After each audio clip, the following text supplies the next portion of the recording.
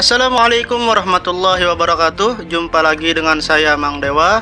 Apa kabar kalian? Semoga kalian semua sehat dan rezekinya lancar, selancar kalian muter video ini. Sekarang tinggal duduk manis, pasang headset, kencengin volume, bawa cemilan, dan simak baik-baik ceritanya. Film kali ini ialah Catch Me If You Can. Film ini termasuk salah satu film terbaik dengan rating 8,1 IMDb. Film ini berdasarkan kisah nyata yang terjadi di tahun 1960-an. Buat yang nanya link filmnya bisa lihat di deskripsi ya. Oke, langsung saja kita gasken.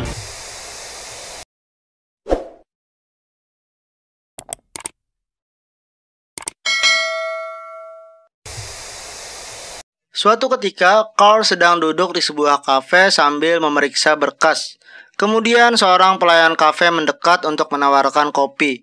Pelayan itu melihat banyak nama Barry Allen yang diberi lingkaran oleh Carl. Kemudian pelayan itu memberitahu Carl kalau Barry Allen adalah nama dari superhero, yaitu The Flash. Yang saat itu The Flash adalah tokoh komik yang digemari oleh banyak anak muda. Dari situ Carl sadar kalau Frank hanyalah anak di bawah umur. Oleh karena itu, sidik jari dan datanya tidak pernah ada di FBI. Lalu memerintahkan rekannya di FBI untuk mencari data anak nakal yang kabur dari rumah di kota New York.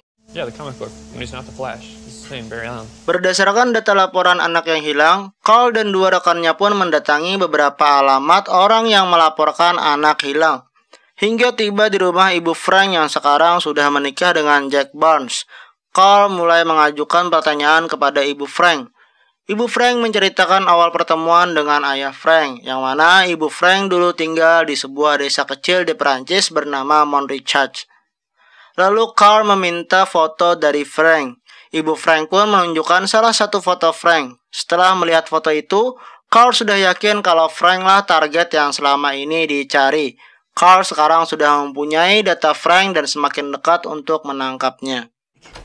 So far, it's about $1.3 million. Suatu saat, Frank pergi ke rumah sakit untuk menjenguk temannya. Saat di lorong rumah sakit, dia mendapati seorang perawat yang dimarahi seorang dokter. Setelahnya, perawat itu kembali ke mejanya. Frank mulai mendekati perawat yang bernama Brenda itu dan menghiburnya.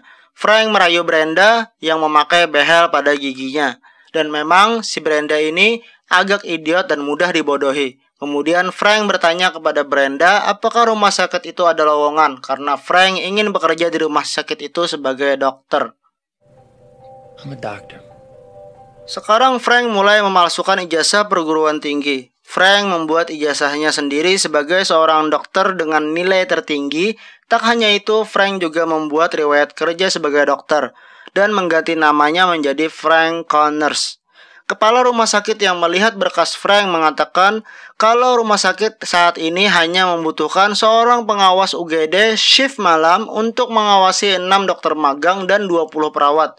Dan kepala rumah sakit yang telah melihat berkas Frank agak ragu kalau Frank mau menerima pekerjaan itu. Tetapi Frank tetap mengambil posisi itu. Di hari pertamanya bekerja sebagai dokter pengawas, Frank mulai melakukan absen. Frank juga menonton acara-acara TV tentang kesehatan dan kedokteran, membuatnya mengetahui hal-hal tentang kedokteran. Suatu hari ketika Frank sedang mencetak cek palsu di dalam ruang kerjanya di rumah sakit itu, masuklah Brenda membawakan beberapa berkas untuk ditandatangani Frank. Brenda menunjukkan kepada Frank kalau behel pada giginya sudah dilepas. Saat itulah mereka berciuman dengan ganasnya. Tetapi kegiatan mereka harus terhenti karena ada panggilan darurat untuk Frank. Frank pun segera menuju UGD. Di dalam ruangan itu ada seorang anak yang mempunyai lubang di kakinya karena jatuh dari sepeda. Frank yang tak terbiasa melihat itu pun mulai terlihat mual. Tetapi Frank bisa menahan perasaannya. Frank mengatakan kalau para dokter magang bisa mengatasinya dan tidak perlu Frank ada di sana. Frank pun bergegas keluar dan menuju toilet untuk muntah. Di tempat lain, kali ini Carl mendatangi rumah ayah Frank untuk mencari informasi. Tetapi tentu saja ayah Frank tidak mau memberikan informasi. Carl pun meninggalkan nomor teleponnya di meja rumah itu. Seandainya ayah Frank berubah pikiran. Dan saat meletakkan nomornya di meja itulah, Carl melihat banyak surat. Dan amplop di surat itu tertulis lengkap alamat dan tanggal pengiriman. Carl pun mencatat alamat di amplop tersebut. Kembali ke Frank, di dalam apartemennya ada Frank dan Brenda yang akan wik-wik. Saat itu Brenda menceritakan kepada Frank kalau Brenda pernah aborsi hasil hubungannya dengan teman ayahnya. Dan Brenda diusir dari rumahnya hingga tak diakui sebagai anak lagi. Kemudian Frank mengatakan kepada Brenda kalau Frank akan mendatangi orang tua Brenda untuk meminta restu menikahi Brenda. Sehingga harga diri Brenda kembali karena menikahi seorang dokter dan menjadi tiket pulang Brenda menuju rumahnya. Man, my father plays golf with. Carl yang sudah mempunyai alamat tempat tinggal Frank lalu menggerebek tempat itu. Tetapi ternyata Frank sudah pindah dari apartemen itu. Tetapi Carl mendapati sebuah ijazah kedokteran yang tertempel di dinding apartemen tersebut. Berpindah ke rumah Brenda ternyata memang benar. Kehadiran Frank membuat Brenda diizinkan untuk kembali ke rumah. Terlihat Frank, Brenda, dan kedua orang tua Brenda sedang makan malam bersama. Di situ Frank mengatakan kalau dia ingin kembali ke dunia hukum. Karena sebelum kuliah kedokteran, Frank pernah kuliah hukum. Katanya si Frank. Ibu Brenda begitu senang karena anaknya berhasil menikah dengan seorang dokter sekaligus pengacara. Lalu membujuk ayah Brenda untuk mempekerjakan Frank di kantornya. Yang kebetulan ayah Brenda juga seorang pengacara. Tapi pengacara sungguhan ya. Di tempat lain, Carl sedang menggerebek rumah sakit tempat Frank bekerja. Carl mendobrak ruang kerja Frank dan Frank tidak ada di sana. Tetapi, Carl mendapatkan alat cetak cek di meja kerja Frank. Kita maju sedikit ke waktu di mana Frank sudah tertangkap. Di dalam pesawat menuju ke Amerika, terlihat Frank dan Carl di sana. Carl bertanya kepada Frank bagaimana Frank bisa lulus ujian pengacara, karena hal itu sangat membuat Carl penasaran. Tetapi Frank akan menjawabnya dengan satu syarat, yaitu Frank ingin menelpon ayahnya saat tiba di Amerika. Carl pun mengiyakan permintaan itu. Oke, kita kembali lagi. Frank yang sudah lulus ujian pengacara pun mendapat pekerjaan di firma ayah Brenda sebagai asisten jaksa. Frank sekarang rajin menonton acara TV tentang persidangan. Frank pun sudah tinggal bersama keluarga Brenda. Hingga suatu malam Natal, mereka semua menonton TV bersama dan terlihat begitu bahagia. Untuk waktu yang lama, Frank tak merasakan kebersamaan bersama keluarga seperti itu. Setelahnya, Frank juga melihat kedua orang tua Brenda mencuci piring bersama sambil bernyanyi begitu mesranya. Saat itulah Frank merindukan orang tuanya. Keesokan harinya, Frank menemui ayahnya di sebuah bar untuk memberikan undangan pernikahan Frank dengan Brenda. Kemudian ayah Frank menceritakan kedatangan anggota FBI untuk mencari Frank. Saat itulah Frank mulai panik lalu pergi. Malam itu, Frank menelpon Carl yang sedang berada di markas FBI. Frank mengatakan dia ingin berhenti dan menjalani hidup normal karena akan menikah. Dan Frank meminta Carl untuk tidak mengejarnya lagi. Tetapi tentu saja Carl tidak bisa melakukan itu. It's my job. Carl yang mengetahui Frank akan menikah lalu menyuruh dua rekannya untuk mencari berita pernikahan Frank dari surat kabar. Carl pun mendapatkan alamat rumah Brenda yang pada malam itu diadakan acara pernikahan.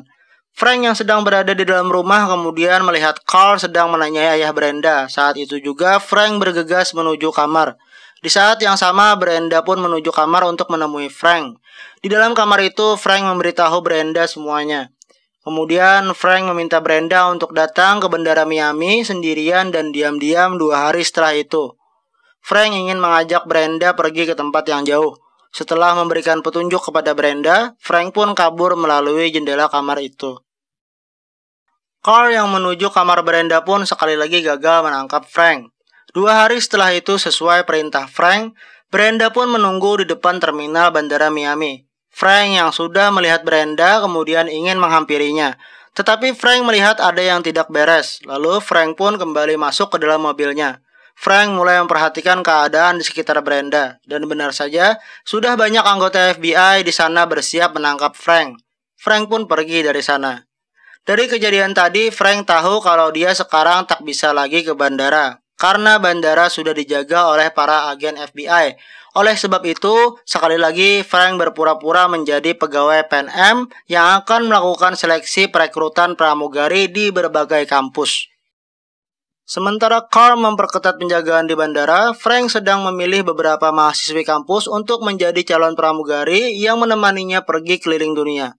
Sekarang tiba saatnya Frank menuju bandara Miami bersama 8 pramugari pilihannya.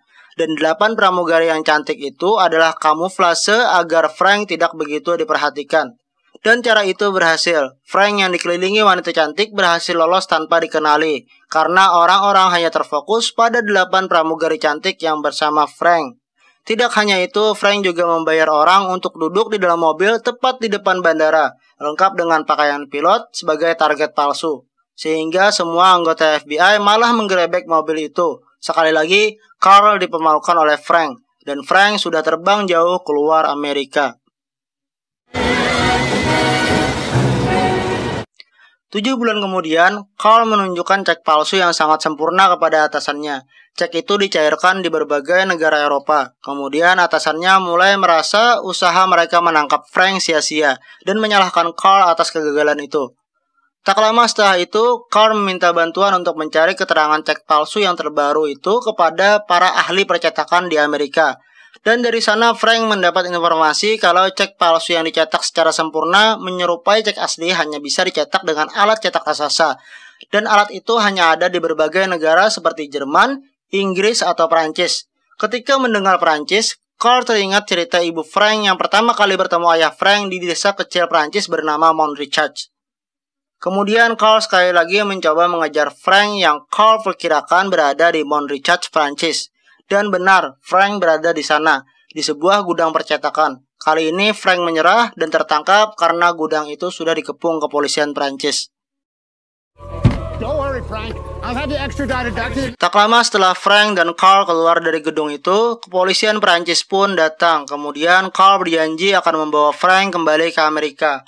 Carl mencoba membantu Frank karena Carl tahu Frank hanyalah anak kecil. Tibalah kita di masa sekarang di mana Frank sudah diekstradisi. Pesawat yang ditumpangi Frank dan Carl sudah hampir mendarat. Dan Frank mengingatkan Carl akan janjinya mengizinkan Frank menelpon ayahnya ketika mendarat. Disitulah kemudian Carl mengatakan bahwa ayah Frank telah meninggal dan sengaja tidak diberitahukan Carl kecuali sudah sampai di Amerika. Frank pun menjadi sangat marah dan sedih. Dia menangis sejadinya, lalu pergi ke toilet pesawat beralasan akan muntah. Hingga pesawat hampir mendarat, Frank tak juga keluar dari toilet. Frank yang sudah sering bepergian menggunakan pesawat, bahkan menyamar sebagai pilot, sudah mengetahui seluk-beluk pesawat. Dan ternyata, Frank sekali lagi mencoba kabur melalui lubang pembuangan pesawat yang menuju langsung ke roda pesawat yang kebetulan saat itu dikeluarkan karena akan mendarat. Carl hanya bisa melihat Frank yang berlari dari jendela pesawat. Frank berlari menuju rumah ibunya. Tetapi dia hanya melihat dari luar jendela. Kemudian, dia melihat ada seorang anak kecil di situ. Frank pun tak ingin mengganggu kehidupan ibunya yang bahagia, mempunyai keluarga baru dengan seorang anak kecil. Dan Frank sadar tak ada lagi tempat berlari. Tak lama kemudian, kepolisian pun datang di rumah itu. Frank menyerah sekali lagi. Frank dijatuhi hukuman 12 tahun penjara dan diisolasi di sel tersendiri selama menjalani seluruh hukumannya karena dianggap berbahaya. Selama menjalani hukumannya, hanya Carl yang menjenguk Frank. Mungkin karena Carl merasa ada chemistry di antara mereka berdua. Suatu saat ketika Carl menjenguk Frank, Frank menanyakan isi tas yang dibawa oleh Carl. Dan isi tas itu adalah berkas tentang pemalsu cek lain yang beraksi di beberapa negara bagian Amerika. Lalu Frank meminta Carl untuk menunjukkan contoh cek palsu itu. Carl pun menunjukkan contoh cek palsu itu. Hanya dengan melihat sekilas, Frank pun sudah dapat mengidentifikasi pelaku pemalsu cek itu. Carl terheran-heran dengan pengetahuan Frank tentang cek. Kemudian Carl datang lagi ke penjara Frank, kali ini bersama atasannya. Dan sekali lagi Frank dimintai pendapatnya mengenai sebuah cek palsu. Ternyata alasan Carl mengajak atasannya menemui Frank adalah untuk meyakinkan atasannya terhadap keahlian Frank dalam mengetahui cek palsu. Dan atasan Carl pun menawari Frank untuk bekerja di unit kejahatan keuangan FBI, dan unit itu dikepalai langsung oleh Carl.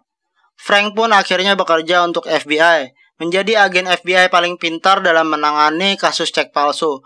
Bahkan Frank pun mendesain cek yang aman hingga digunakan oleh banyak bank dan perusahaan. Karena desainnya itu, Frank dibayar jutaan dolar oleh bank dan perusahaan tadi. Dan hingga saat ini, Carl dan Frank masih bersahabat dekat. The end. Itulah tadi alur cerita film Catch Me If You Can. Sebelum berpisah, jangan lupa pencet tombol subscribe dan like-nya ya guys. Dan jangan lupa nyalakan loncengnya. Terima kasih sudah menonton video ini sampai habis. Sampai jumpa di video berikutnya. Assalamualaikum warahmatullahi wabarakatuh.